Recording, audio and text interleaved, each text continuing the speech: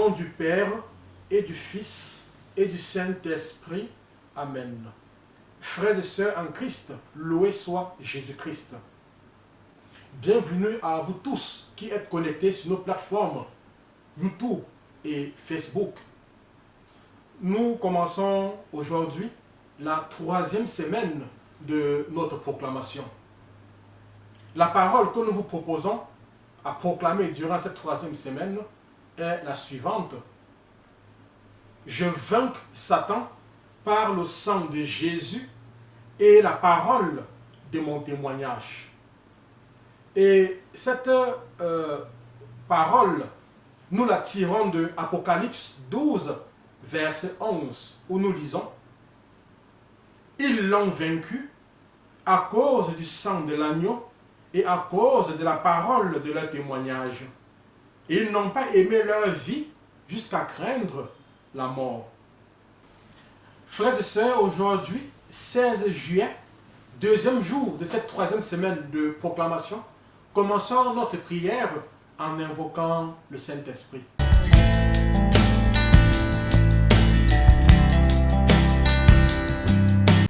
Prière à l'Esprit Saint. Venez, Esprit Saint, en nos cœurs et envoyez du haut du ciel un rayon de votre lumière. Venez à nous, Père des pauvres, venez, dispensateur des dons, venez, lumière en nos cœurs. Consolateur souverain, hôte très doux de nos âmes, adoucissante fraîcheur. Dans le labeur, le repos, dans la fièvre, la fraîcheur, dans les pleurs, le réconfort. Ô lumière bienheureuse, venez remplir jusqu'à l'intime le cœur de tous vos fidèles. Sans votre puissance divine, il n'est rien en aucun homme, rien qui ne soit perverti. Lavez ce qui est souillé, baignez ce qui est aride, guérissez ce qui est blessé. Assouplissez ce qui est raide, réchauffez ce qui est froid, rendez droit ce qui est faussé. À tous ceux qui ont la foi et qui en vous se confient, donnez vos 7 dons sacrés. Donnez mérite et vertu, donnez le salut final, donnez la joie éternelle. Amen. Gloire à Dieu le Père, gloire au Fils qui est ressuscité des morts, gloire au Saint-Esprit dans les siècles des siècles. Amen. Envoyez votre esprit et nous aurons une création nouvelle. Et vous renouvelerez la face de la terre. Prions. Ô Dieu qui avait instruit le cœur des fidèles en répandant sur eux la lumière du Saint-Esprit, donnez-nous par ce même esprit la connaissance et l'amour de la justice et faites qu'il nous remplisse toujours de cette divine consolation. Par notre Seigneur Jésus-Christ, lui qui vit et qui règne pour les siècles des siècles. Amen.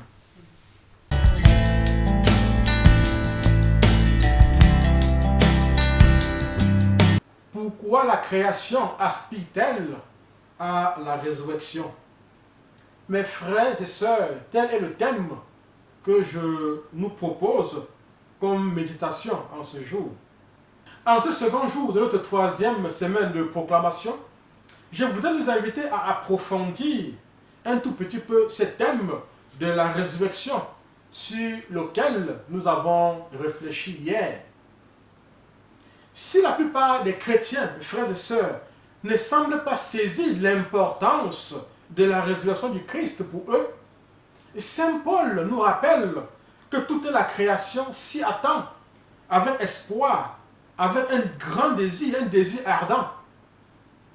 En Romains 8, de versets 18 à 19, nous lisons « J'estime que les souffrances du temps présent ne sauraient être comparées à la gloire à venir qui sera révélée pour nous à la résurrection. Aussi, la création attend-elle avec un ardent désir la révélation des fils de Dieu. » Oui, frères et sœurs, toute la création, les arbres, les mers, les forêts, les rivières, les montagnes, sont dans l'expectative, sont dans l'attente de ce jour où les fils de Dieu ressusciteront et seront révélés au monde. Il est tout à fait extraordinaire de voir comment toute la création est en attente, alors qu'une bonne partie des chrétiens ne s'y préoccupe pas du tout. Et que dire de nos églises? Y pensent-elles vraiment? Et Saint Paul de renchérir au verset 20 et 21. Car la création a été soumise à la vanité, non de son gré, mais à cause de celui qui l'y a soumise, avec l'espérance qu'elle aussi sera affranchie de la servitude de la corruption, pour avoir part à la liberté de la gloire des enfants de Dieu. Oui, frères et sœurs, la création attend avec joie ce moment de la résurrection. Il faudrait dire que la création entière souffre à cause de la cupidité de l'homme, à cause de la destruction et de l'exploitation sauvage de la nature. Il est tout à fait encourageant que le tout premier pape Jésus de l'histoire, le pape François, ait consacré sa toute première encyclique, Laudato Si, qui signifie loué sois-tu, à la cause écologique. La précédente encyclique, Lumen Fidei, qu'il avait signée, avait été en réalité écrite par son prédécesseur, le pape Benoît XVI, dont la toute première encyclique qu'il publie lui-même, c'est Laudato Si, n'est-ce pas? Loué sois-tu.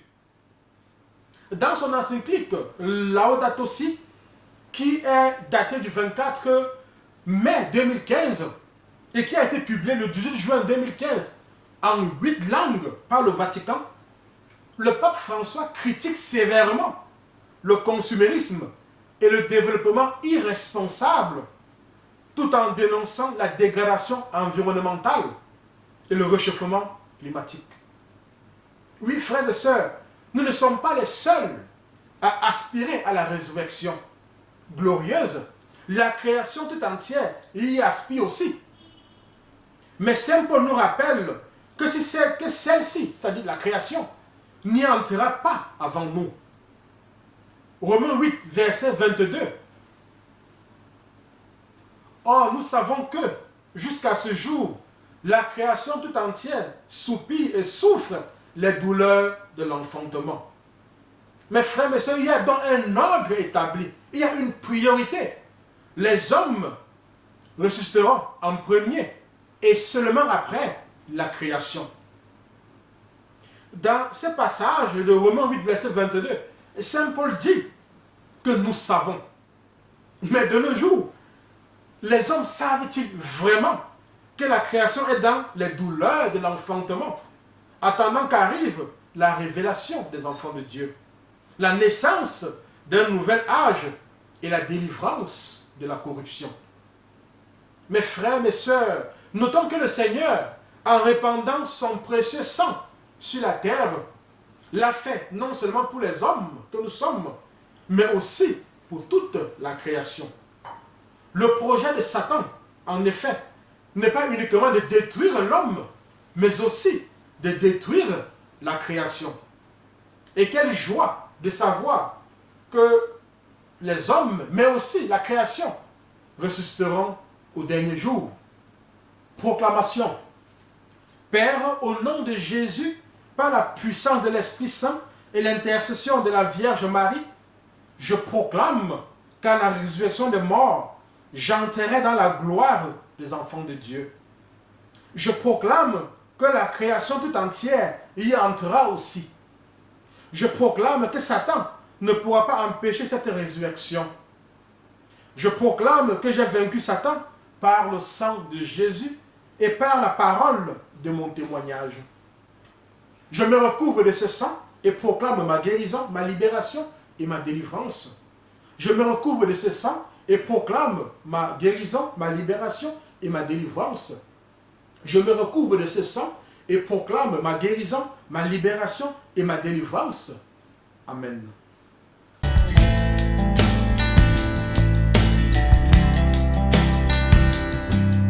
Je loue le sang précieux de l'agneau de Dieu qui guérit les infirmités de mon corps.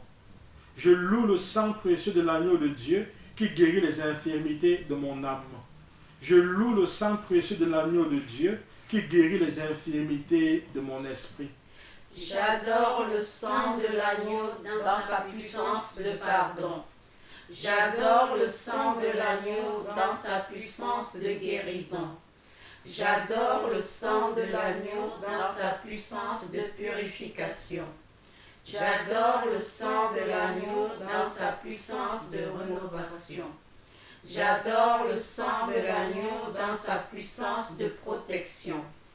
Je loue le sang de Jésus qui couvre tout mon péché et m'en purifie. Je loue le sang de Jésus qui me libère de tout esclavage. Je loue le sang de Jésus qui est plus fort que mon sang corruptible. Je loue le sang de Jésus qui me transforme à son image. Je loue le sang de Jésus qui fait de moi une créature nouvelle. Gloire au sang de Jésus-Christ qui me délivre des puissances du mal. Gloire au sang de Jésus-Christ qui triomphe de mes ennemis. Gloire au sang de Jésus-Christ qui me protège des ruses de Satan. Gloire au sang de Jésus-Christ qui me revêt de la robe blanche pour les noces de l'agneau.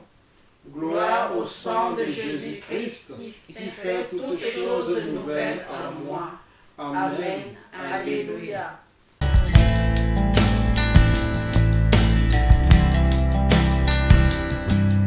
Consécration au précieux sang de Jésus.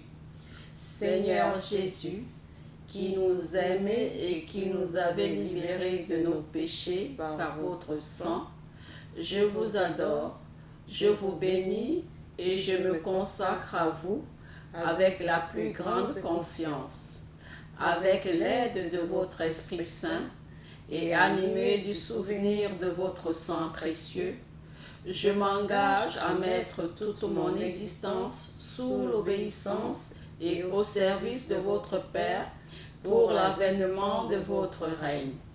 Par votre sang versé pour le rachat de nos péchés, purifiez-moi de toutes mes fautes et renouvelez mon cœur pour que brille toujours davantage en moi l'image de l'homme nouveau créé selon la justice et la sainteté.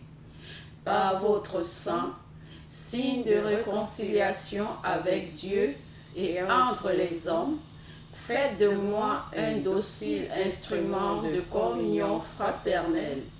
Par la puissance de votre sang, preuve suprême de votre charité, donnez-moi le courage de vous aimer ainsi que mes frères, jusqu'à donner ma vie.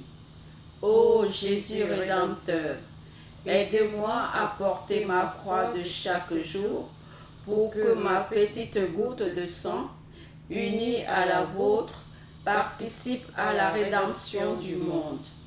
Ô sang divin, dont la grâce vivifie le corps mystique, faites de moi une pierre vivante de votre Église. Donnez-moi la passion de l'unité entre les chrétiens. Versez à mon cœur un grand zèle pour le salut de mon prochain. Suscitez dans l'Église beaucoup de vocations missionnaires pour qu'il soit donné à tous les peuples de connaître, d'aimer et de servir le vrai Dieu.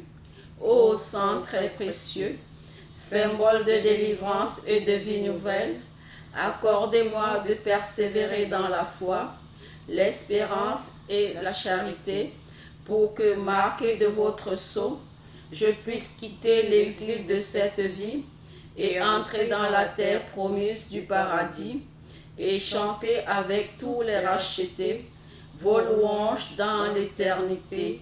Amen. Mes frères, mes sœurs, au terme de cette prière, nous vous remercions d'avoir été des nôtres. Nous réitérons notre invitation à vous abonner sur nos plateformes YouTube et Facebook. Nous vous invitons à demander à vos amis et connaissances de s'y abonner également. Le Seigneur soit avec vous. Que Dieu Tout-Puissant et Tout-Aimant vous bénisse. Lui qui est Père, lui qui est Fils, et lui qui est Saint-Esprit. Amen. Une sainte journée à chacun, à chacune de vous.